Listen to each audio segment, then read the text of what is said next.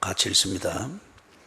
12제자를 부르사 둘씩 보내시며 더러운 귀신을 제어하는 권능을 주시고 명하시되 여행을 위하여 지팡이 외에는 양식이나 배낭이나 전대에 돈이나 아무것도 가지지 말며 신만 신고 두벌 옷은 입지 말라 하시고 또 이르시되 어디서든지 누구의 집에 들어가거든 그곳을 떠나기까지 거기 유하라.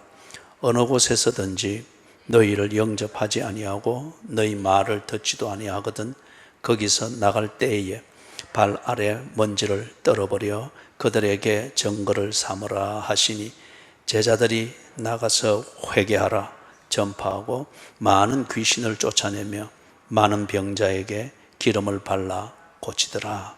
아멘. 자, 이 본문을 잘 아실 겁니다. 그리고 이 본문을 근거로 해서 교회가 전도하는 이 실천을 많이 강조를 하죠. 그래서 그 실천을 강조하기 전에 여기에는 보다 더 심오한 신학적 의미가 있습니다. 그래서 그것을 깨닫고 믿게 될 때에 전도는 그리스도인의 일상의 생활인 것을 알게 될 것입니다.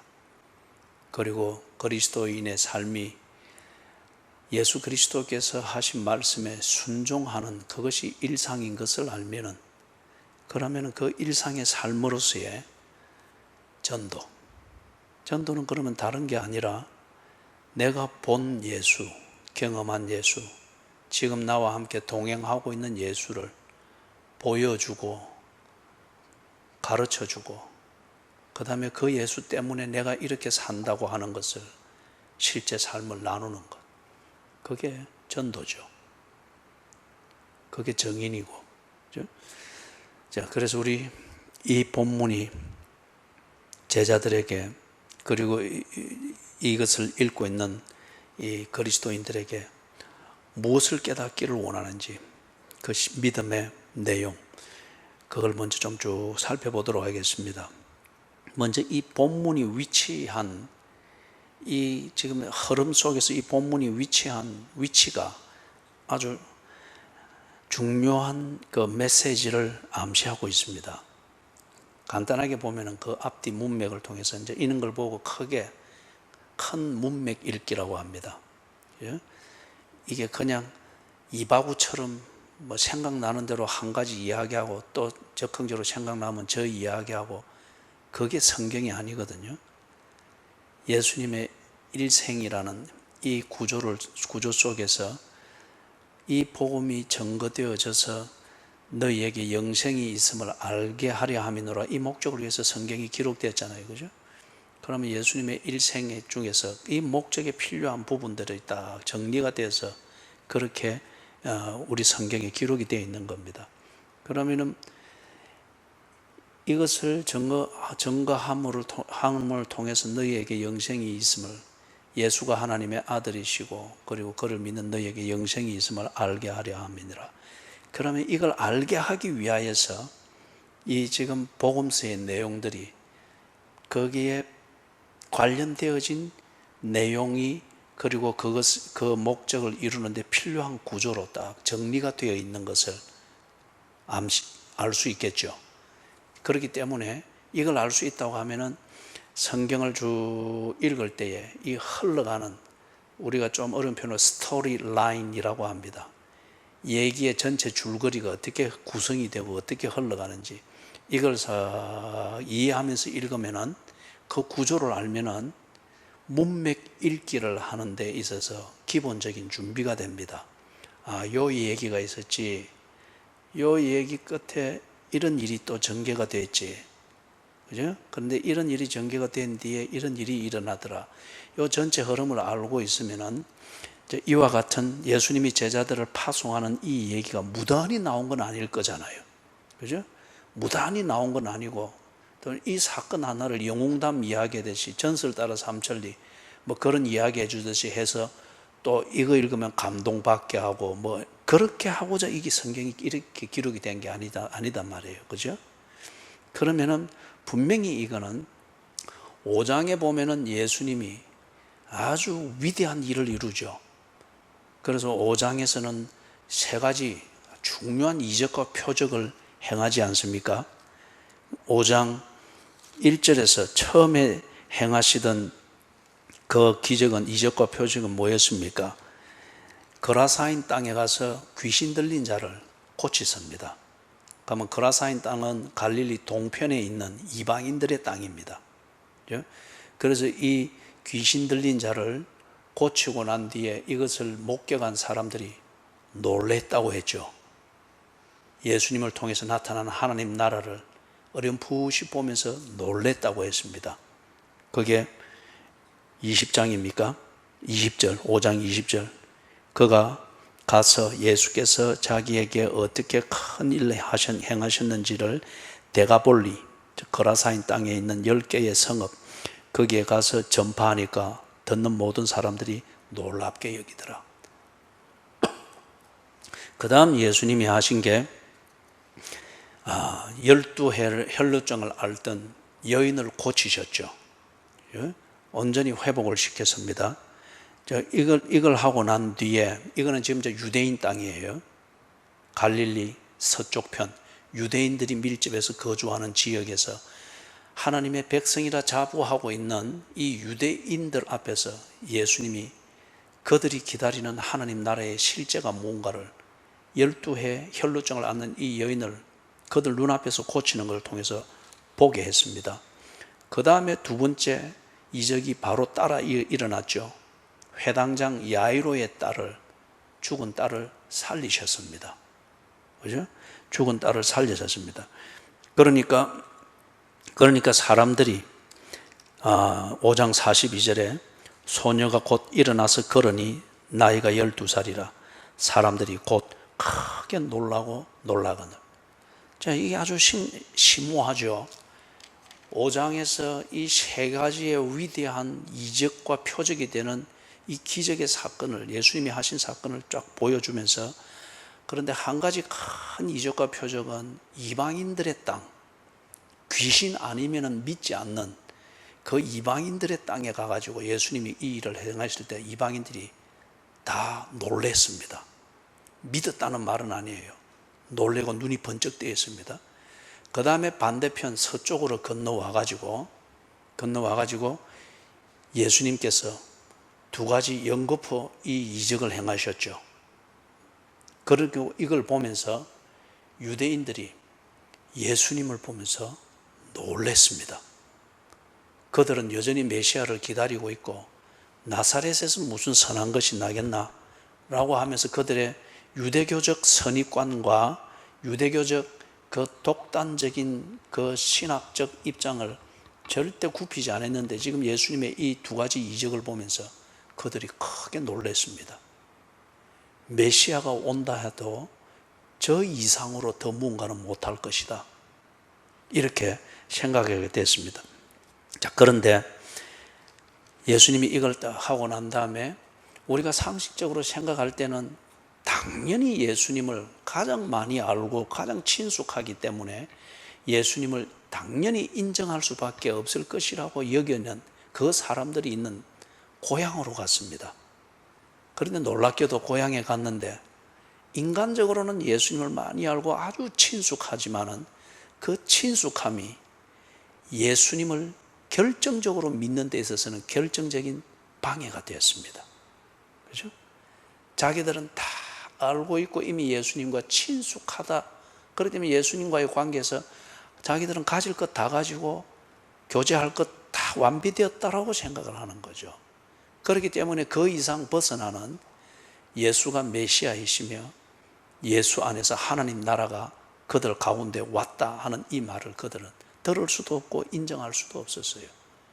그래서 인간적인 소리만 내면서 예수님을 배척했죠. 오히려 예수님을 배척했죠.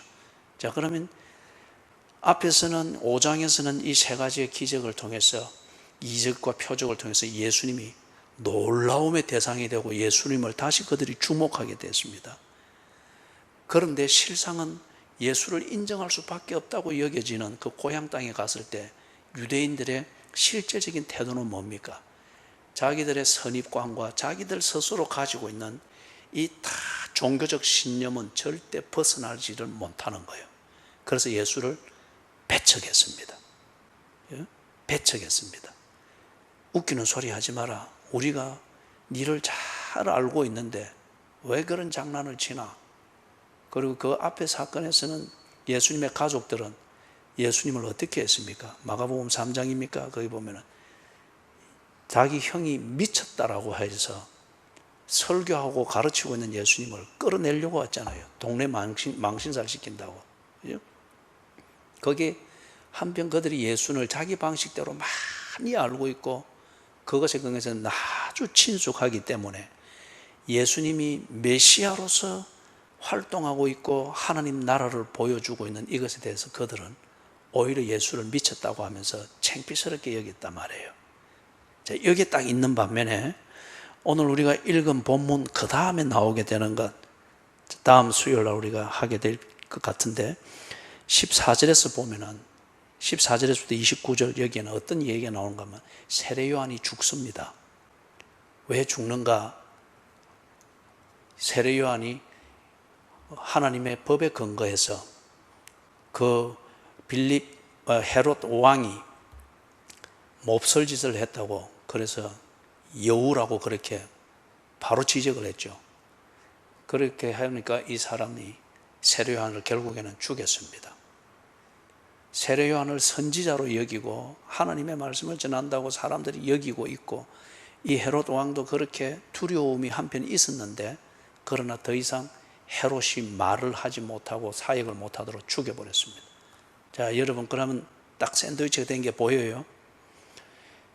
예수님이 5장에서 그 이적을 베풀고 기적을 베풀 때 사람들도 놀랬지만 특히 예수님과 함께 있는 제자들은 놀라움을 가지고 처음부터 끝까지 똑똑히 보았습니다. 그죠? 반면에 이 예수가 고향 사람들에 의해서 유대인들에 의해서 배척당했습니다. 예수를 안 믿고 부정합니다. 동시에 세례 요한이 그 당시 그 사회에 선지자라고 사람들이 혹 관심을 가졌던 그 사람이 배척을 당하고 하나님 나라를 예비하는 이 사역을 못하도록 죽임을 당해버렸습니다. 그죠? 하나님 나라가 끊기는 것 같습니다. 그런데 이 사이에서 이 두 가지 하나님 나라가 세상 권세에 의해서 사람들의 분위기에 의해서 끊어지는 것 같은데 이 사이에서 뭘 합니까? 뭐가 나타나는 거예요? 지금 예수님께서 제자들을 파송해서 예수께서 하시던 그 사역, 하나님 나라를 보여주고 선포하는 이 사역을 제자들로 하여금 하게 하십니다. 그러면 이게 상당히 의미가 있죠. 단지 가서 지도 알지도 못하는 소리로 전도한답시고 하면서 사람 불리고 예수님께 사람 모으라. 이게 아니에요. 그죠? 이게 아니에요. 5장에서 하나님 나라가 선포되고 보여지면서 사람들의 눈이 휘둥그레졌는데 그럼에도 불구하고 예수를 받아들이지 못하고 예수가 나타내고 있는 하나님 나라를 인정하지 못하는 그 고질적인 체질과 같은 그들의 종교적 관념과 아집이 있는 거예요. 이게 예수를 지금 부정하고 동시에 이 예수를 증거하고 그 길을 예비하기 위해 온 세례 요한까지도 처참하게 죽여버린단 말이에요. 그런다고 해서 하나님 나라가 없어지느냐? 예수가 메시아가 안 되느냐? 또는 예수께서 하시는 이 모든 일과 보여준 게 이 세력 앞에서 그러면 없어지는 것인가? 그게 아니라는 거예요. 그래서 지금 예수께서 5장에서 똑똑히 목격했던 이 제자들에게 보내는 겁니다. 너희들이 보고 목격한 대로 증거하라는 겁니다. 예수를 배척하고 하나님 나라를 없애기 위해서 죽이고 핍박하고 박해하는 이게 만연한 가운데에서도 하나님 나라는 그렇게 해서 없어지거나 사그라들지 않는다고 하는 이걸 이 제자들로 하여금 실험하게 하고 스스로 경험하게 하고 그리고 하나님 나라가 이것을 능가하여서 어떻게 역동적으로 작용하는가를 이 제자들로 하여금 구체적인 목격자 된 이 제자들로 하여금 검증하게 하고 확정하게 하기 위해서 지금 이들을 보내는 겁니다. 예? 보내는 겁니다. 자, 그러면은 마가복음 6장 7절부터 13절에서 제자들이 나가서 증거를 한단 말이에요. 보고 경험했던 그 사실을 그대로 알려주고 전달하는 이게 증거지 않습니까? 자, 그럴 때에 이게 어떤 의미를 가집니까? 고향 사람들에 의해서 거부당한 이 복음, 고향 사람들에 의해서 그리고 유대인들의 종교적 선입관과 이 아집에 의해서 거부당한 하나님 나라의 복음, 이 진실을 그들이 드러내는 겁니다. 그들은 한쪽 부류가, 다수의 부류가 거부한다고 해서 복음의 진실이 거짓이 되느냐? 그렇지 않다는 거예요. 그리고 이게 이제 오늘 이것을 읽고 있는 우리에게 던지는 메시지는 그거죠. 교회 또는 그리스도인이 살아야 할 삶이 무엇인가, 이것에 대해서 똑똑하게 보여줍니다. 무엇이냐 하면 앞에 6장 1절부터 6절에서 보고 그 뒤에 따라 나오는 14절에서부터 29절에 보듯이 하나님 나라가 지금 역사하고 작용하는 그 현장에는 하나님 나라보다는 가시적으로 볼 때는 그 하나님 나라를 박해하고 거절하고 핍박하는 이게 일상 가운데 만연해 있습니다.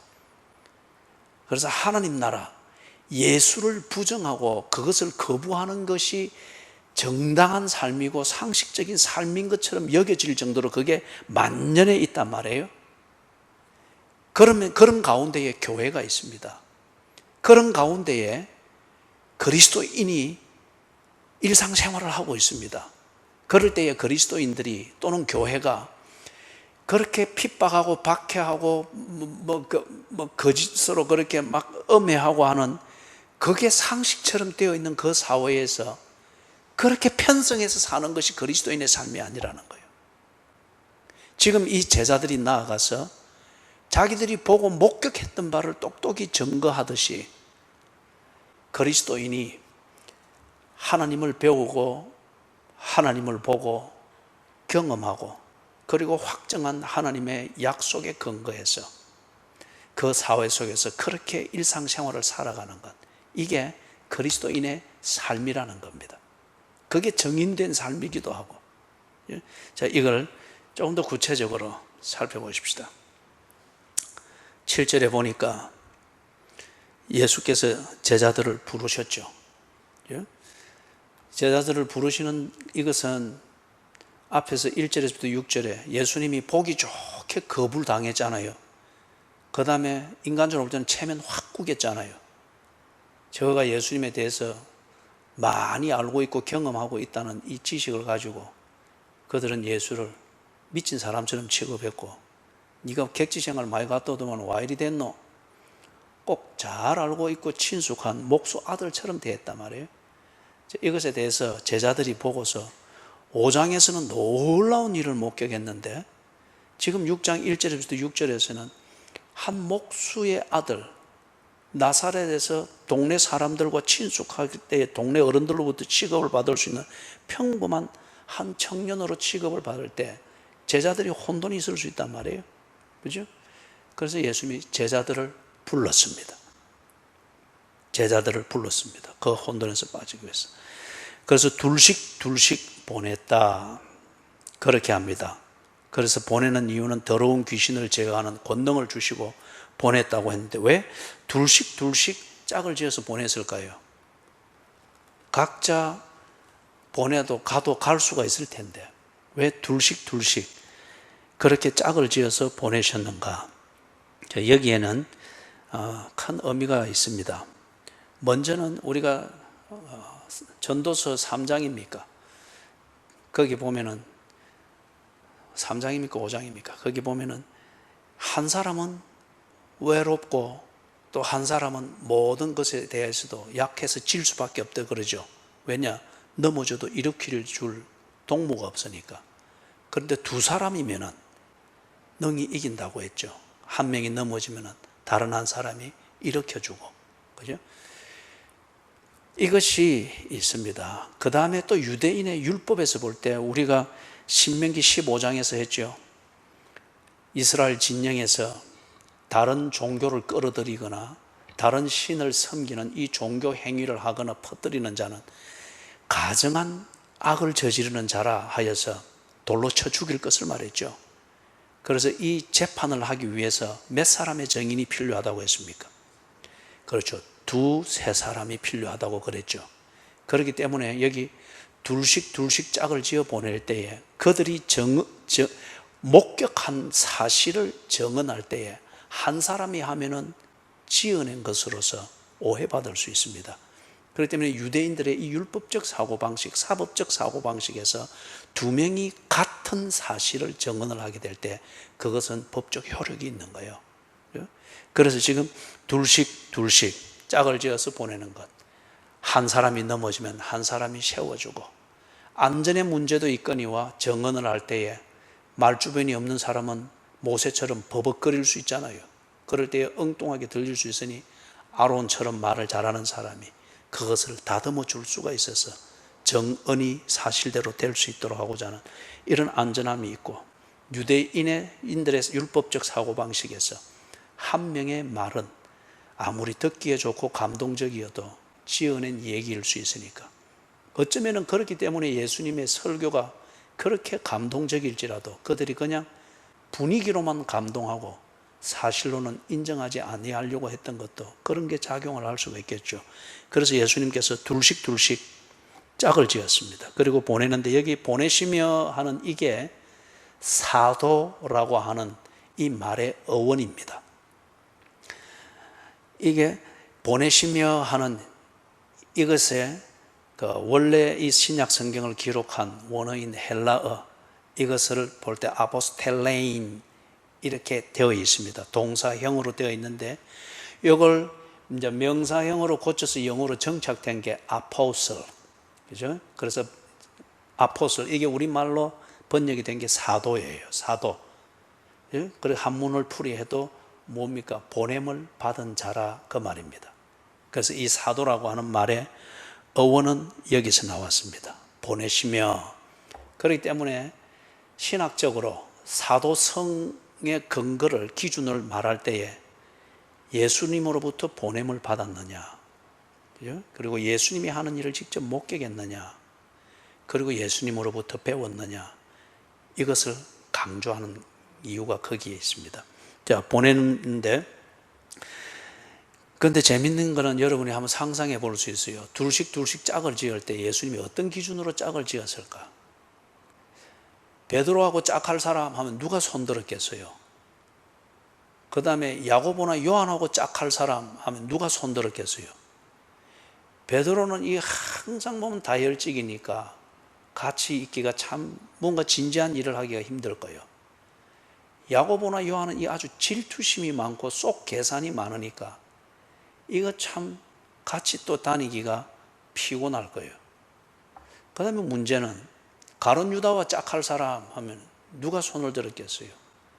물론 이때는 가룟 유다가 예수를 배신하고 그런 게 안 나타났습니다. 그런데 아주 이 영민하고 기억력이 아주 좋고 그 계산이 아주 밝은 사람이고 지 것은 아주 철저하게 챙기는 사람이었어요. 이거는 그들이 공동생활하면서 어느 정도 느낄 거잖아요. 그죠? 예수님께서 둘씩 짝을 지을 때 어떻게 지었을까? 이거는 우리가 알 수가 없습니다. 그런데 뒤에 보면은 이 가룟 유다가 예수님을 팔아넘기잖아요. 그런데 그러기 전 시간이지만은 이런 사람이 나가서 전도하는 것도 유효한가? 유효합니다. 그렇죠? 유효합니다. 하나님께서 그래서 우리 바울이 이 원리를 깨닫고서 로마서 8장에서 뭐라고 말합니까? 모든 것이 합력하여 선을 이루느니라. 저도 아주 젊은 시절에는 악의 구조 속에서 저의 20세 되기까지의 그 삶을 살아왔습니다.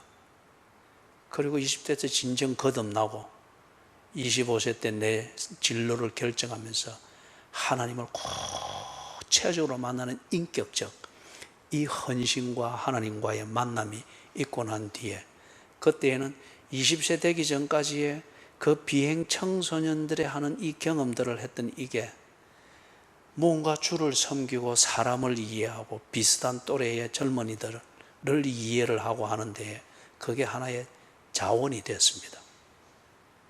또 그걸 이용하기 위해서 또 순진하게 그런 자료를 마련하기 위해서 김병장 또 오늘 나가서 조폭에 가입하고 그래 하면 그건 어리석은 거예요. 합력하여 선을 이루게 하시는 분은 전지전능하신 하나님만이 할 수가 있습니다. 그렇기 때문에 이 단계에서는 앞에서 우리가 이제 여기 보는 것처럼 7절 하반절을 보십시다. 뭘 주십니까?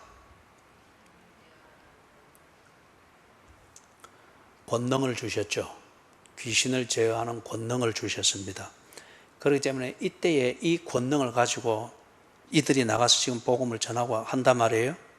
마지막 13절에 나오는 것처럼, 12절, 13절에 나오는 것처럼 전파하고 쫓아내고 그리고 고치는 이 일을 한단 말이에요. 권능을 행했죠. 자, 그러면 이때에 이 사람들이 거듭났습니까? 안 났습니까? 예수님으로부터 이 권능을 받은 이 12제자가 거듭났습니까? 안 났습니까? 거듭나지 아니했어요. 예수를 많이 더 깊이 알아가고 있고 예수님을 위하여서 깊은 단계까지 의리를 발휘할 수 있고 3년이나 동고동락할 정도로 예수님께 헌신되어져 있습니다. 그러나 거듭나지는 않았습니다. 거듭나는 시점은 어디였습니까? 부활하신 예수를 만나면서입니다. 그때에 비로소 그들이 3년 동안 열정적이고 헌신적이고 의리가 있고 생계를 뒤로할 정도로 예수님과 동고동락했지만 언제나 결정권은 자기 자신이 주장하려고 했단 말이에요. 그것을 부활한 예수님을 만나면서 거듭남과 함께 그걸 정말 부끄럽게 여기고 뉘우쳤죠. 그런 다음에 그렇게 살았던 3년의 경험이 그들이 사도의 삶, 거듭난 사도의 삶을 살 때 합력하여 선을 이루었습니다. 합력하여 선을 이루었단 말이에요. 자, 그렇기 때문에 여기서는 지금 가룟 유다도 지금 이게 나가서 전도합니다. 전도를 하는데 이때의 전도는 어떤 차원인가? 예수께서 주신 권능을 가지고 5장에서 그들이 목격한 것과 같은 예수의 권능을 그들이 행하는 겁니다. 이것은 거듭나지 아니할지라도 그래서 예수께서 권능을 주셨다는 거예요. 성령을 주신 것이 아니라 권능을 주셨다는 거예요. 이걸 가지고서 병을 고칠 수도 있고, 그죠?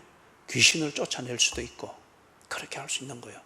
그래서 지금도 보면 그렇고 옛날에도 그렇고 예수를 믿는가 싶지 않는데 참 이 병을 고치는 이적을 간혹 행하는 부흥사들이 있단 말이에요. 그러면은 이 또 순진에 빠진 교인들이 그게 예수고 그게 정말 참 복음인가 싶어서 가서 막 거기에 머리를 들이밀고 막 일주일이든 한 달이든 숙식하면서 그렇게 한단 말이에요. 그죠? 그러다 보니까 병이 혹 낫는지는 모르지만은 인격과 성품은 귀신을 닮은 거예요. 그죠?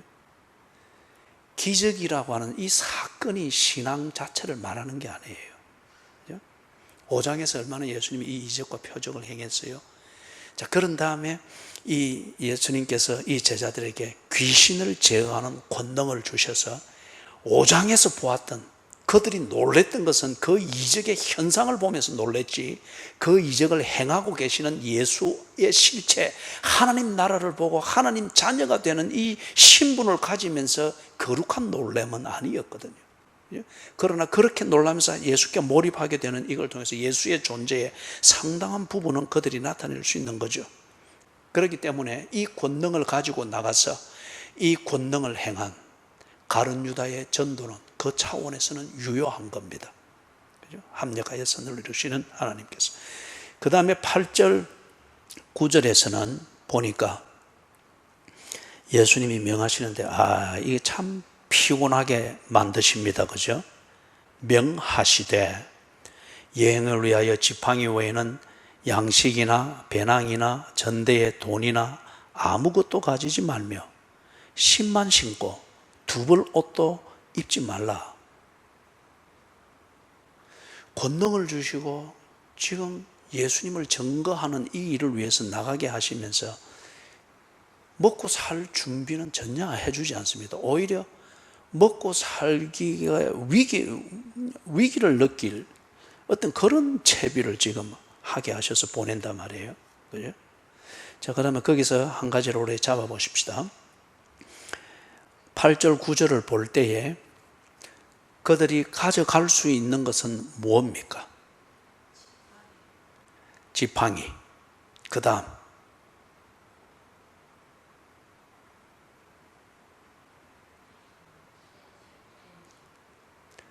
신이죠. 그죠? 그러면은 여기서 지팡이는 여유분을 가지고 가라고 했습니까? 썩어 있는 지팡이를 가지고 가라고 했습니까?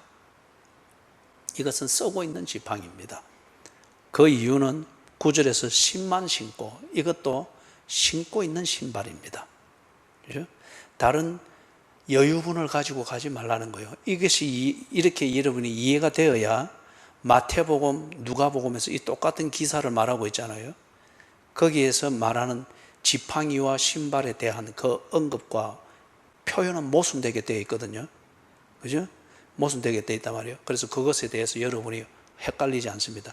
여기서 그 마태복음이나 누가복음에서는 아무것도 가져가지 마라 그랬단 말이에요. 그런데 마가복음 여기서는 지팡이를 가져가라. 지팡이 외에는 아무것도 가져가지 마라. 뭐 신은 신고 있는 거니까 그랬단 말이에요. 그래 이거는 뭔가 하면 마태복음이나 마가복음에서 말한 아무것도 가져가지 말라는 것은 여유분 가져가지 말라는 거예요. 돈이나 배낭이나 양식이나 이런 것도 여유분 가져가지 않듯이 지팡이도 여유분 가져가지 말라. 그런데 그런 것 같으면은 신발은 신고 가라. 이거 일상의 용품이잖아요. 지금 여기서도 옷 벗고 가라. 그것은 아니잖아요. 입고 있는 옷만 입고 가라는 거잖아요. 그러면 신발도 신고 있는 신발은 벗지 말고 그냥 신고 가라 그 말이에요. 마찬가지로 그런 것 같으면 지팡이도 유대인들이 먼 길을 떠날 때 그들이 지팡이를 사용하는 것이 일상적이었음을 우리가 짐작할 수가 있습니다. 그죠? 그리고 실제로 가보니까 갈릴리 주변 지역도 그렇고 예루살렘에서 저 사해 쪽으로 내려가는 것도 그렇고 이 언덕배기들이 굉장히 많아요. 특히 나사렛에서 갈릴리로 가는 길은 그냥 꾸불꾸불하단 말이에요. 그죠? 그래서 이런 산을 넘어서 이렇게 가고 할 때에 지팡이는 그들에게 좋은 길잡이가 될 거예요. 그죠? 자, 그렇기 때문에 마태복음이나 누가복음에서 똑같은 기사를 다루면서 지팡이나 신발이나 가져가지 말라 하는 것은 여유분을 챙기지 말라는 것이고, 여기서는 가져가라는 말로 나온 것은 현재 사용하고 있는 것, 현재 신고 있는 신발, 이것 외에 다른 것을 가져가지 말라. 그 표현인 것을 알 수가 있습니다. 자, 그러면은 여기서 보니까 8절, 9절에서 이것을 이제 아무것도 가져가지 말라 이래 하는데, 이거는 왜 그렇느냐 하면은 여러분, 지금 예수님께서 이 제자들을 불러가지고 그 다음에 그리스도인의 삶을 가르치고 거듭남이라는 이 신앙 가운데로 예수님이 이끌어 드리는데, 그게 그냥 예수 안 믿어도 그것에 몰입해서 사람들이면 누구나 다 그렇게 살고자 하는 먹고 사는 문제, 이걸 가르치기 위해서 예수님이 이 12를 부른 게 아니잖아요. 그죠? 뭐 신성한 척 생색 내면서 그 다음에 먹고 사는 것 편하게 좀 더 잘 먹고, 이거 가르치고자 부른 게 아니잖아요.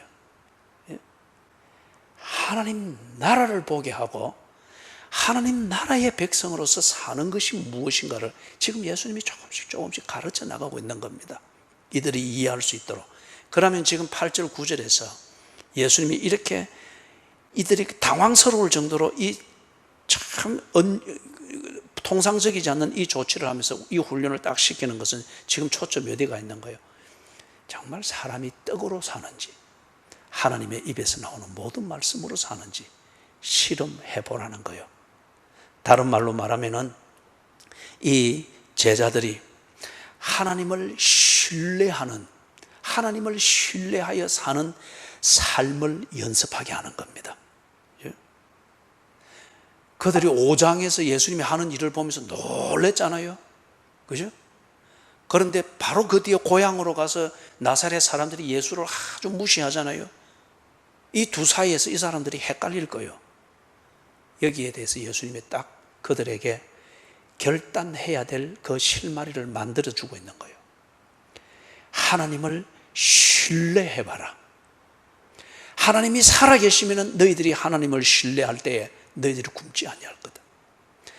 나사렛 내 고향 사람들이 나를 무시하듯 하나님이 살아계시지 않는 것 같으면, 그리고 내가 너희들에게 보여주고 전하는 이 모든 게 거짓이고 마술에 지나지 않는 것 같으면 하나님을 신뢰하는 너희들의 삶 때문에 너희들이 큰 어려움과 망하는 위기를 겪게 되겠지. 그러면 망하는 위기를 겪게 되면 하나님을 신뢰할 필요가 없겠거니와, 하나님을 신뢰하는 삶을 살았는데 너희들이 사라지고 너희들이 애썼던 그 이상으로 사라지는 것 같으면 하나님을 신뢰하는 것, 5장에서 내가 이적을 베푼 대로 내가 메시아인 것을 믿고 사는 것, 그게 사는 길인 것을 너희들이 확인할 수 있지 않겠느냐. 그래서 지금 예수님이 이 제자들을 8절 9절과 같은 조치를 내려서 파송하는 것은 하나님을 절대 신뢰하면서 사는 삶을 한번 연습해 보게 하는 겁니다. 제가 신학교 들어가가지고 첫 학기 때 그 실험을 해본 겁니다. 그때 이제 신학교 들어가서 대학원생이 되어서 신대원생이 되어서 이렇게 이제 전도사로 할 때는, 그때는 사례가 10만 원인가 12만 원인가 그랬어요. 그런데 그때 다 결심하는 게 아무것도 없이도 전도사의 일을 하면서, 그리고 학교에서 한 학기 22학점에 그 하루 종일의 공부를 해낼 수 있는지 실험을 딱 한 거예요. 그리고 한 달 사례를 전부 다 딱 감사헌금으로 드리고 무명으로 드리고, 딱 살았겠습니까? 못 살았겠습니까? 예? 살았으니 내가 여기 있는 거지 않습니까? 그런데 먹고 싶은 걸 마음대로 먹고 입고 싶은 걸 마음대로 먹고 뭐 그런 것을 챙기기 위해서 쇼핑하러 나오고 이런 거는 절대 할 여유가 없었습니다. 그죠? 그렇지만은 전도사의 일을 하는 데 있어서 방해가 될 정도로 모자라지는 않았습니다. 하루 종일 신학교 가서 공부하는 그것을 차비를 내고 그 다음에 그렇게 하는 데 있어서 그거 없어서 못할 정도로 모자라지는 않았습니다. 배가 터지도록 먹어야 먹고 사는 게 아니잖아요. 내 보고 싶은 책을 다 늘어놓고 가지고 있어야 공부하는 게 아니잖아요. 그죠? 어쩌면은 그런 쓰잘데없는 그런 것으로 장식해서 스스로 착각해서 내가 그리스도인답게 살고 있다고 착각하게 만드는 것을 없애는 기회였죠. 그죠? 지금 예수님이 이걸 실험하게 하는 거예요. 여러분, 이게 검증이 안 되면 그리스도인으로 못 삽니다. 이게 확정이 안 되면 그리스도인으로 산다고 하는 이거는 그냥 종교적 장난에 지나지 않는 거예요. 어려우면 같이 어렵게 처신하고, 뭐 좀 좋으면 좋다고 또 뭐 날아가고, 그죠? 또 어려우면 어려운 대로 행편 따라 처신하는 것, 얼마든지 잔머리 굴려가지고 신앙적으로 문제 안 되게 보이도록 처신할 수 있죠. 그래서 마가복음 5장을 보고 놀란 그 예수의 실체를 발견할 것이냐. 마가복음 6장 1절에서 6절에 나오는 나사렛 사람들에 의해서 거부당하고 조롱당하고 업신여김당하고 목수의 아들로 취급받던 그런 종류의 사람으로서, 그런 종류의 예수로서 실체를 확인하게 될 거냐. 결정해야 된다는 거예요. 그렇죠? 그렇기 때문에 예수님이 날라거리면서 예수님 따라가겠다고 찾아온 이 사람에게, 돈도 많고 하던 그 사람에게 예수님이 뭐라 했습니까? 딱 이걸 던진 거잖아요. 그죠? 계산해봐라. 나를 따라왔어도 네가 지금까지 하듯이 먹고 싶은 거 먹고 입고 싶은 거 입고 네 하고 싶은 대로 할 수 있는지, 네가 그런 거 못하면 살아낼 수 없다고 하면 네 따라오면 안 된다. 이것부터 계산하고 계산이 되거든 내 따라온다. 이 이야기 기억나세요? 지금 예수님께서 이렇게 차근차근 그리스도인 만드는 이걸 해나가고 계시는 거예요. 그래서 여러분 이게 이제 딱 보면은 왜 그런가 그 근거를 보면 오늘 이 9절까지밖에 못하겠군요. 그 근거를 보면은 이걸 보면은 여러분 구약의 어떤 사건이 연상이 됩니까? 하나님께서 자기 백성을 하나님의 말씀을 순종하도록 준비를 시켰죠. 출애굽하기 전날에 유월절을 지키게 하시면서 길 떠나는 자의 채비를 하게 했습니다.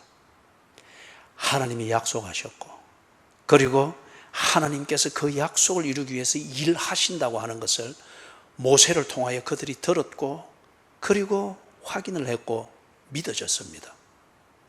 그죠? 그 다음에 하나님이 모세를 통해서 들은 대로 하나님이 약속하시고 약속을 성취해서 하나님이 일하시는 그걸 따르기 위해서 그들이 순종해야 될 것을 모세를 통해서 명령을 받았습니다. 그리고 그들은 그리할 마음이 있었습니다. 그런데 여러분 마음이 생기는 그 결연한 의지와 분위기 가지고 순종이 되는 게 아니란 말이에요. 이런 가짜배기와 날라리들 때문에 이 한국 교회가 지금 이 망신을 당하고 있는 거잖아요. 그죠? 그래서 하나님께서 모세를 통해서 그 백성들이 마음의 결연한 의지를 가지고 하나님의 약속 그리고 하나님이 일하시는 대로 따라가야지 결심한 대로 그리고 이 뭡니까? 결연한 의지를 가진 대로 할 수 있도록 하나님이 도우신 거예요. 그래서 뭐라 합니까? 딱 신을 신고 밤에 신 벗고 옷 벗고 씻고 잘 준비를 해야 되는 시간이지만 하나님이 딱 볼 때에 그렇게 하고는 예를 들어서 새벽같이 떠난다고 뿔라팔 붕 요엘이 부러질 때 이 사람들이 정신 차리고 일어나겠느냐? 못 일어나는 거죠. 그 따뜻한 이불 속에 온기 나가서 따라갈 때 갖게 될 연상되어지는 위험 요소 불편함 이불 속 따뜻한 것에 취해 있을 때 얼마나 그런 부정적인 해서는 이불 밖을 나가서는 안 된다는 그걸 당연하게 여기도록 만드는 상상이 얼마나 잘 돼요. 그죠? 그리고 그대로 딱 가잖아요. 이걸 아시는 하나님이 그 밤에 전혀 다르게 차림새를 하게 했죠. 신을 신으라. 옷을 입으라. 허리띠를 두르라. 그리고 손에 지팡이를 쥐어라. 밤잘 시간에 양고기를 먹어서 소화가 되겠어요? 그런데 양을 한 마리 잡아서 가족이 함께 먹어라. 떠날 채비를 딱 하고 떠나는 채비 예를 들어서 신호가 쫙 울리면은 돌아볼 것 없이 준비된 대로 나설 수 있도록 하나님이 채비를 딱 시킨 거예요. 그죠? 하나님을 믿고 순종하는 이 연습을 하도록 하나님이 딱 준비를 시킨 거예요. 근본적으로는 그들이 길을 떠나는 데 있어서 순발력이 있도록 채비를 시켰다기보다도 하나님을 전적으로 신뢰하고 순종할 수 있는 그 연습을 하도록 채비를 시킨 거예요. 준비를 시킨 거예요. 자, 그렇기 때문에 모세를 통해서 이 명령을 받고 그 딱 준비를 해서 그 밤, 6월절의 밤을 딱 이스라엘 백성들이 이리 지키는 것은 무엇을 위한 겁니까? 생계 준비와 생계 활동에 적합하도록 준비하는 이게 아니고 오히려 그런 것에 정신 팔려서 하나님을 순종해야 되는 이 절체절명의 순간에 엉뚱한 짓을 하지 못하도록 하나님을 순종하는 이것에 딱 적합하도록 준비를 시킨 겁니다. 자, 그리 했을 때에 이 사람들이 먹고 살았습니까? 못 살았습니까? 그죠? 지 하고 싶은 대로 먹고 하고 싶은 대로 입지는 못했지만은 하나님을 순종하는 데는 적합하게 먹고 살았단 말이에요. 그리고 하나님께서 이끌어 가시는 약속의 땅으로 가는 데 있어서 미래가 있고 약속이 성취되어지는 이 삶을 향해서 가는 데는 가장 적합하게 준비되어진 그 삶을 살았던 거예요. 그죠? 배 터지도록 먹어야 이게 복입니까? 내가 하고 싶은 대로 할 수 있도록 준비되어진 그게 행복입니까? 아니다 말이에요. 그래서 하나님께서 하나님을 믿고 믿음대로 그 믿음을 가지고 네가 한 번쯤 결연한 의지를 가지고 순종해야지 그것이 실천이 될 수 있도록, 이것저것 돌아보지 않고 그것의 실천이 될 수 있도록, 때로는 네 중심이 너를 끌어가겠으나 때로는 환경과 환경에 대한 계산과 염려 때문에 헷갈릴 때에 네가 채비하고 있는 이 조건이 너를 억지로라도 그렇게 끌어가줄 수 있도록 네 삶이 딱 그렇게 채비가 되어지는 것, 그래야 하는 거예요. 이 유대인들이 그들의 조상들의 역사 출애굽을 통해서 이걸 알고 있지 않습니까? 생계 활동과 생계의 준비를 위해서 무언가를 채비하고 쌓고 뭔가 만들고 계산하고, 이게 이럴 때는 다 망했더라 이거요. 그러나 그들의 생계와 그들의 미래와 그들의 거할 집을 지키기 위해서, 그들이 거하는 성을 지키기 위해서 일하시는 하나님을 신뢰하고 하나님을 순종할 수 있는 그것에 적합하도록 채비를 하니까 순종이 되어지고, 순종의 결과 그들이 정말 그리스도인답게 하나님 백성다운 품위를 지키며 사라지더라 이거예요. 이걸 그들이 알고 있거든요. 알고는 있지만은 살아가면서 그걸 못했잖아요. 그래서 지금 예수님께서 이 제자들에게 그렇게 준비를 시키는 겁니다. 예수 따라다니면서 횡재를 맞이하는 이런 준비를 시켜주는 게 아니고, 예수를 따랐으면 예수를 믿고 예수를 순종하는 그 삶을 위해서는 어떤 방식의 삶이 생활이 되어야 되느냐, 이걸 연습하게 하는 거예요.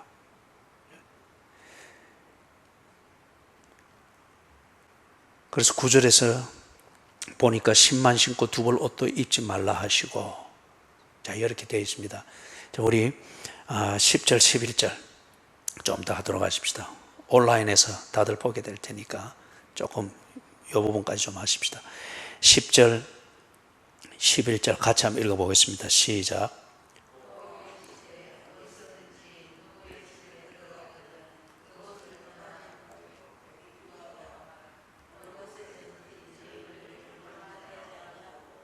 너희 말을 듣지도 아니하거든 거기서 나갈 때에 발 아래 먼지를 떨어버려 그들에게 증거를 삼으라 하시니. 자, 먼저 10절 11절을 다루기 전에 8절 9절에서 우리가 딱 조심해야 될 것, 예수님이 이 제자들에게 지금 가르치는 이 내용은 금욕주의거나 청빈주의, 무소유주의 이런 걸 가르치는 게 아닙니다. 그런 걸 끌어들여서 복음을 희석시키지 마십시오. 복음은 그런 이념이나 사상이 다릅니다. 예수님이 그런 이념 교육하고 사상을 전파해서 자기 그런 제자들, 추종자들 모르, 그게 아니에요. 성경은 절대 금욕주의를 가르치는 게 아닙니다. 성경은 절대 청빈한 삶, 이런 도덕을 가르치는 게 아니에요. 성경은 절대 무소유주의, 이게 신앙이라 이래 가르치지 않습니다. 그죠? 성경은 하나님 나라를 가르칩니다. 하나님 나라의 본질적 속성은 하나님이 통치하신다는 것이고, 그 백성은 하나님의 통치에 절대 신뢰하면서 순종하는 것입니다. 순종하는 데 필요하다면은 백간의 기와집을 가져야죠. 순종하는 데 있어서 필요하다면은 세계 제1의 갑부가 되는 게 필요하다면 되어야죠. 그게 사명입니다. 순종하는 데 있어서 필요하다면 두 벌 옷을 가질 필요가 없습니다. 순종하는데 하나님이 나를 위해서 일하시는 이 일하심에 순종하고 하나님을 절대 신뢰하며 순적히 따라가는 이 결심대로 믿음대로 사는 데 있어서 필요하다면 병드는 게 필요합니다. 병이 들어야 됩니다. 하나님을 순종하는 데 있어서 내게 필요하다면은, 그래서 그게 순종이 된다면은 절대 병들어서는 안 되는 거죠. 하나님을 순종하는데 가장 적합한 내 생활 조건이 무엇인가? 그것을 받아들이는 거예요. 그리고 그것에 맞추어서 사는 겁니다. 이게 철학자들이 볼 때는 바울은 무소유주의자다, 예수님은 금욕주의자다, 그들은 그런 딱지를 붙일 수 있겠죠. 그들이 말하는 무소유주의자, 금욕주의자들보다 더 뛰어넘는 수준의 무소유, 그걸 가지고도 삶의 불편을 안 겪으면서 당당하게 사셨잖아요. 그러나 예수는 무소유주의를 주장하는 사상가가 아니었습니다. 예수는 금욕주의를 가지고 자기를 지키는 도덕가가 아니고 그런 도덕 철학을 가르친 분이 아니에요. 하나님 나라를 가르쳤습니다. 하나님의 통치를 보여주었고 그 통치하시는 하나님 앞에 전적으로 신뢰하면서 순종하는 것이 무엇인가를 가르친 분이에요. 그분을 순종하는 데 필요하다면 돈이나 그리고 배낭이나 여유분의 양식이나 여유분의 지팡이나 이런 거 챙기느라고 한눈 팔지 말라는 거예요. 그죠? 어떤 사람은 아리마대 사람 요셉과 같은 사람, 구약의 오바댜와 같은 사람은 엄청난 부자였죠. 그리고 엄청난 권력이 있었죠. 그러나 그들은 그게 있음으로 인해서 하나님을 그 어려운 아합의 철군 통치 아래서도, 피의 통치 아래서도 그들은 하나님을 순종했습니다. 그들에게는 그 생활이 필요한 거예요. 그러나 지금 이 제자들은 이걸 연습하고 있습니다. 그래서 10절, 11절에서 말하는데 10절에서는 보니까 그 누구의 집에 들어가거든 그곳을 떠나기까지 거기 유하라고 합니다. 왜 예수님이 이 말씀을 하는가 하면 이거는 유대인들의 율법적 사고방식에서 만들어진 생활 풍습입니다. 여러분들이 사사기를 보아도 그걸 알 수가 있죠. 거기 보면은 그 한 레위인이 도망간 첩을 데리고 유대 땅 베들레헴에서 첩을 다시 구해가지고 돌아가는 길이었잖아요. 그런데 에브라임 지파의 땅에서 들어와서 밤을 지내는데 또 우리를 치면 지금 사거리와 같은데요. 거기 앉아 있잖아요. 있을 때 한 집에서 나와서 자기 집에 유하라고 그러면서 초청에 들어가죠. 그죠? 그게 율법입니다. 나그네가 있을 때 나그네를 바깥에서 재우게 하고 굶게 만들면, 그 밤을 굶게 만들면 그 마을 사람들도 그러하거니와 그 사람과 가장 가까운 거리에 있는 집은 벌을 받습니다. 율법을 어긴 게 되는 거예요. 고아와 나그네를 업신여기지 말라 했거든요. 그래서 나그네를 업신여기지 아니하고 나그네를 대접하는 이 실천 상황이 그런 규칙으로 만들어진 거예요. 그렇기 때문에 예수님이 이 제자들에게 그렇게 말을 하는 겁니다. 이 말은 무슨 말이냐 하면은 너희들이 나가서 유대인들의 실상을 점검해봐라.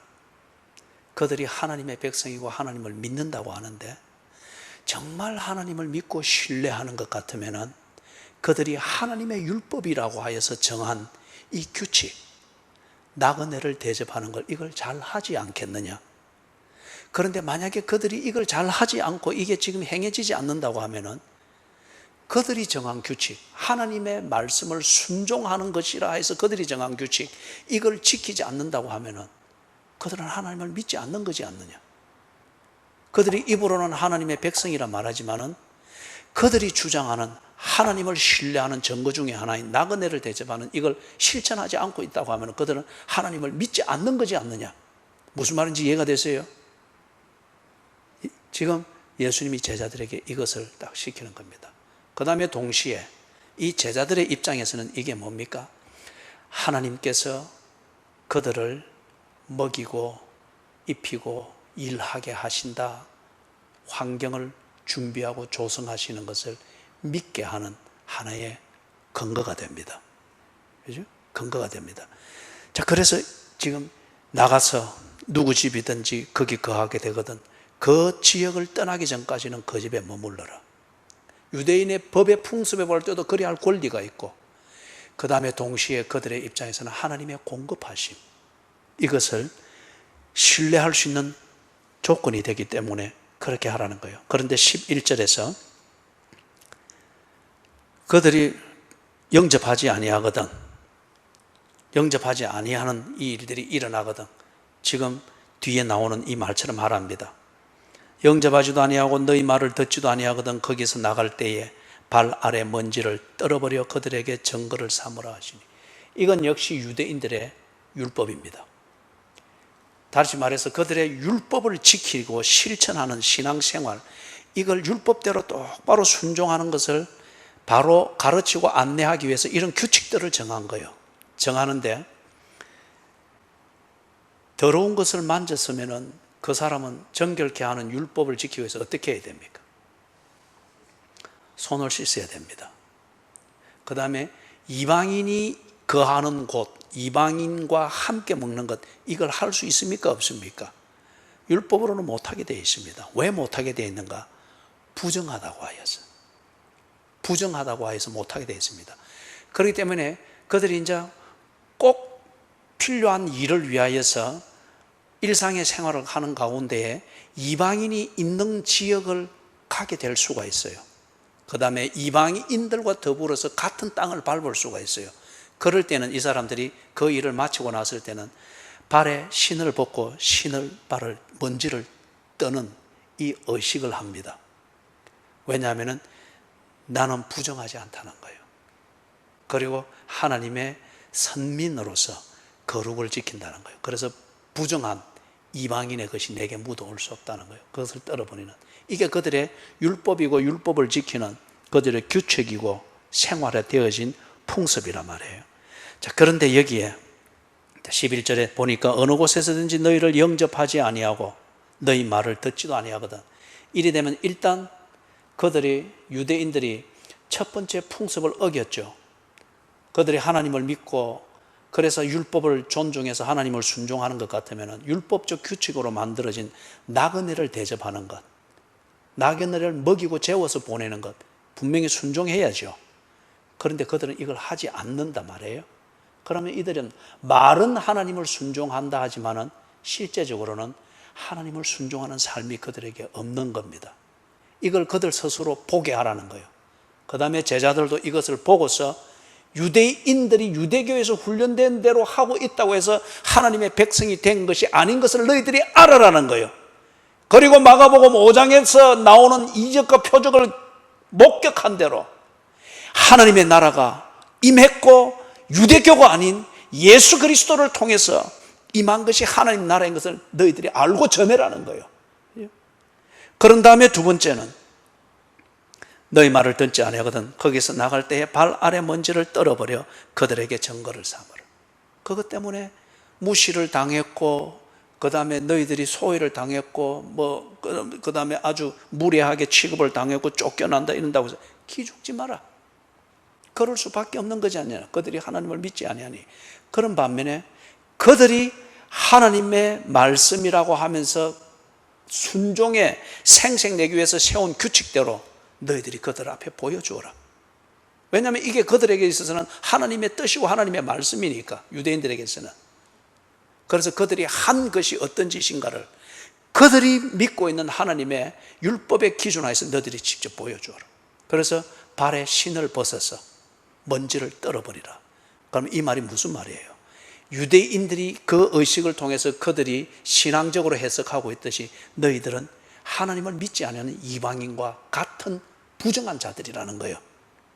하나님을 믿을 때에 하나님께서 그 약속을 성취하실 것이고, 하나님을 믿지 아니할 때에 너희들이 이방인을 정죄하며 그들의 미래를 단정했던 것처럼 너희들이 하나님을 믿지 아니할 때에 신발에서 떨어져 나가는 먼지처럼 너희들 또한 하나님의 심판의 대상이니라. 이걸 보게 하라는 거예요.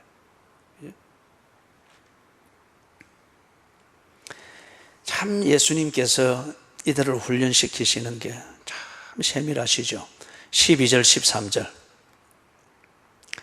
같이 읽습니다. 제자들이 나가서 회개하라 전파하고 많은 귀신을 쫓아내며 많은 병자에게 기름을 발라 고치더라.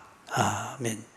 자, 이것을 듣고 이제 제자들이 나갑니다. 제자들은 그러나 이 심오한 예수님의 이 의미를 모릅니다. 그러나 교육하는 선생님들이 그렇잖아요. 애들들이 선생님이 이 교육을 시키고 요 과정을 차근차근 밟아 나가고 요 숙제를 내주고 하는 그 선생님의 교육의 목적을 학생들이 다 모릅니다. 그냥 그 시간 가르쳐 주는 것 알고 그 시간 주는 규칙만 아는 거죠. 그런데 선생님은 요거 하나하나를 통해서 한 학기를 마치면은 학생이 어떤 주제를 이해하게 되어지고 어떤 능력을 구비하게 되어지고 이게 딱 목적이 있는 거예요. 그래서 그걸 그 학생이 이룰 수 있도록 차근차근 교육을 시켜주는 거죠. 이 제자들에게 대해서 예수님이 가지고 있는 계획은 다 완벽합니다. 하나님 나라, 그리고 그 나라 안에서 하나님을 절대 신뢰하면서 사는 하나님의 백성이 되게 하는 것. 그렇죠? 그런데 이 계획을 가지고서 이 심오한 것을 깨달을 수 있도록 이 연습을 하게 하는데, 지금은 이 제자들이 권능을 받아 나가서 마가복음 5장에서 목격한 이 일을 그들이 흉내내는 것, 이 흥분과 아니면 그것에 대한 두려움이 있을 뿐이에요. 그러나 나중에 거듭나고 난 뒤에 정말 사도로서 성령을 받아서 성령의 일하게 하시는 도구로서 그들이 이제 전파하고 전가하는 이 사역을 할 때 이 신학적 의미를 깨닫고 일을 하게 됩니다. 그래서 그들이 초대교회에 이걸 가르치죠. 초대교회 가르치면서 신앙 공동체로 만든단 말이에요. 자, 그런데 지금 이 단계에서는 권능을 받아서 나가서 마가복음 5장에서 정언한 그 예수를 경험하느냐, 아니면은 마가복음 6장 1절에서 6절에 보았던 그 목수의 아들 나사렛의 한 청년 그 예수를 확인하게 되는 것인가, 이 긴장을 가지고서 제자들이 나갔습니다. 나가서 마가복음 5장에서 목격한 대로 예수의 흉내를 냅니다. 회개하라 전파합니다. 그리고 많은 귀신을 쫓아냅니다. 그리고 많은 병자에게 기름을 발라 고쳐냅니다. 마가복음 5장에서 보았던 예수의 하시는 일, 그 앞에서도 보면 예수께서 귀신을 쫓아내고 병자를 고치는 일이 많았죠. 그리고 복음을 선포할 때 예수님이 설교하던 그 흉내를 이들이 내면서 권능을 지금 행하고 있습니다. 그죠?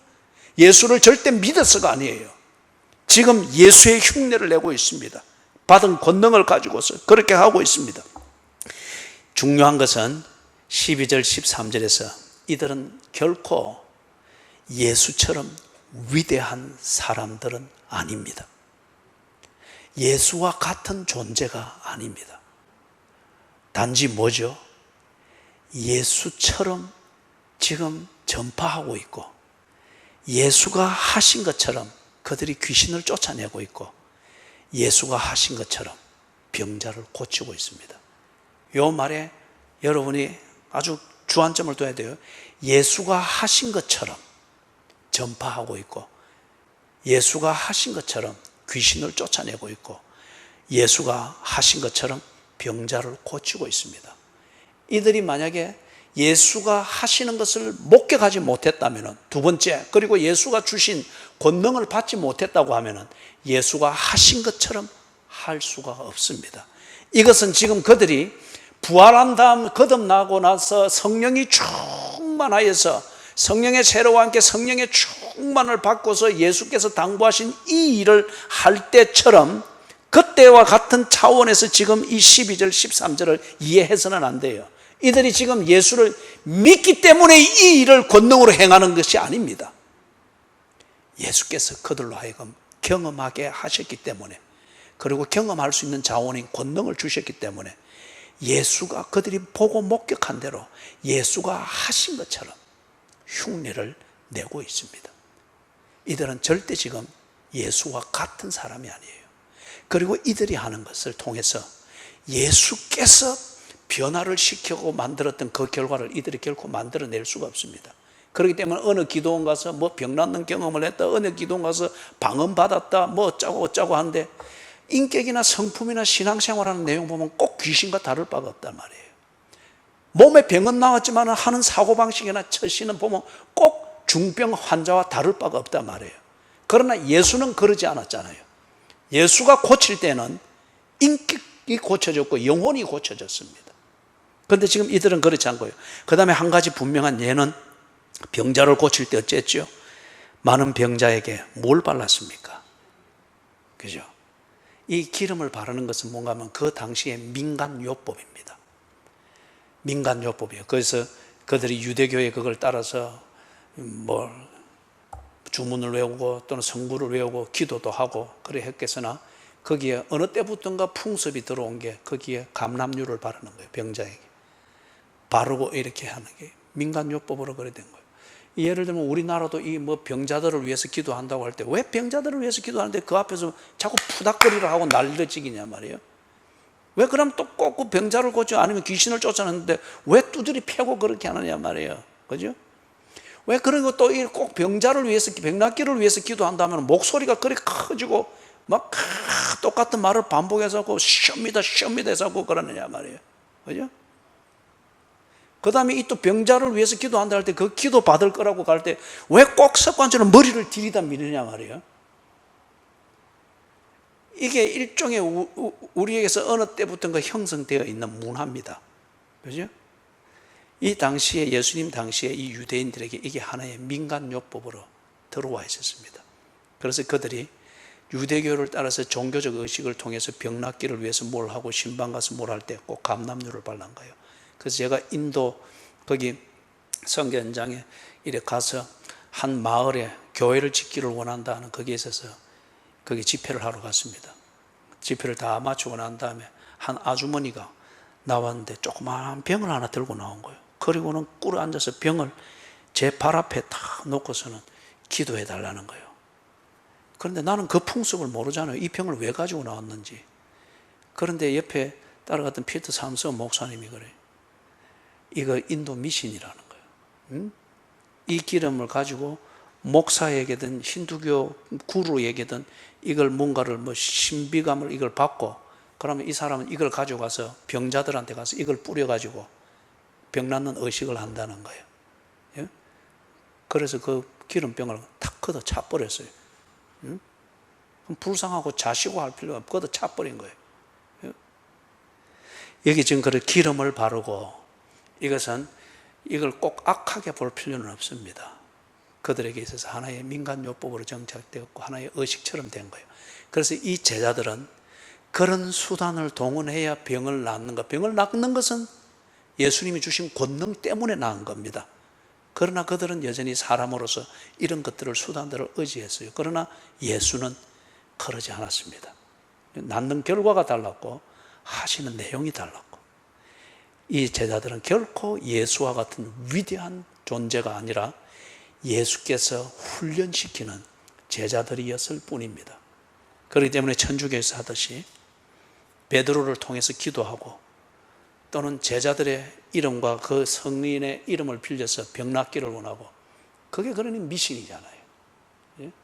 어디에 감히 베드로를 예수님과 동급으로 놓고 예수님께 하기에는 갖출 게 많고 심령을 살핀다 하니까 복잡하니까 베드로에게 하고 니나 내나 다 그런 과거 이력이 있지 않나 회개고 뭐고 눈 감아주고 병이나 고쳤다고 이런 셈이잖아요. 제자들은 절대 예수와 같은 존재가 아니었습니다. 예수가 그들을 구원하기 위하여서 하나하나 지금 훈련시켜 가고 있는 단계에 있고 지금은 마가복음 5장에서 목격한 예수냐 마가복음 6장 1절에서부터 6절에 목격했던 한 목수의 아들 예수냐 이것을 스스로 검증하도록 하기 위하여서 권능을 주어서 보낸 겁니다.